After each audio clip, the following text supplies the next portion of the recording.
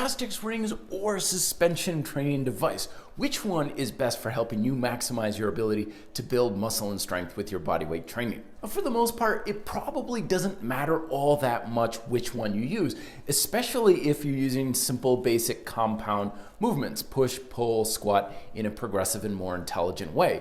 Because after all, it is what you bring to the tool that determines your results, not necessarily what the tool brings to you. With that said, there are differences between the two that may matter more or less for you based on your circumstances. First thing to consider is portability and setup. Gymnastics rings are certainly portable, but a lot of suspension training devices are smaller, more compact, and lighter, easier to pack into a suitcase, especially if you're considering ultra-portable versions like Pocket Monkey or my Bowline trainer, which you can even stuff in the pockets of your skinny jeans. The next thing to consider is, do you want solid handles like with the rings, or are you better off with moving handles and or foot slings? If you're going to be doing a lot of skill-based calisthenics, lots of people prefer gymnastics rings for that. If you like doing things like curls, flies, exercises that you typically mimic on weight machine or free weights, a rotating handle is going to be more comfortable on the wrists and a little bit easier to accommodate. Therefore, the suspension handles are probably going to be a best bet for you. And of course, as always, you want to consider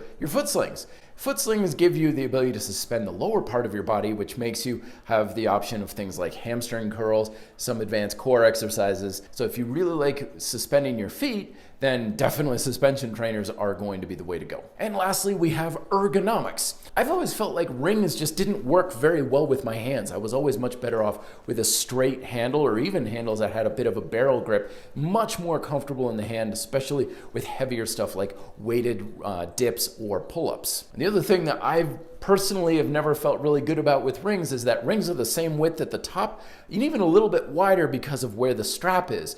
For me, when it comes to pushing exercises like push-ups, I always like things to be narrower at the top so there's less of a pressure on my forearm.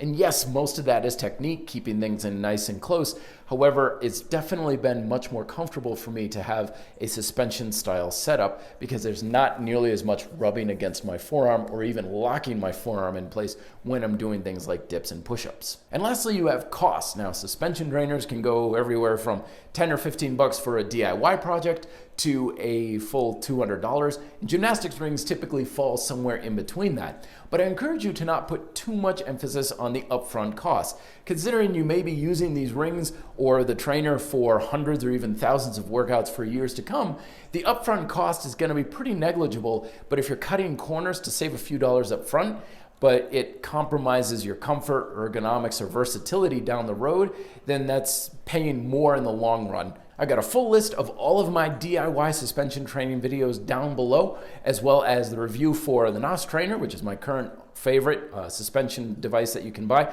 under 30 bucks. And if you have any thoughts, questions, we'd love to hear from you down below in the comment section as well. Thank you very much for watching. Be fit, live free.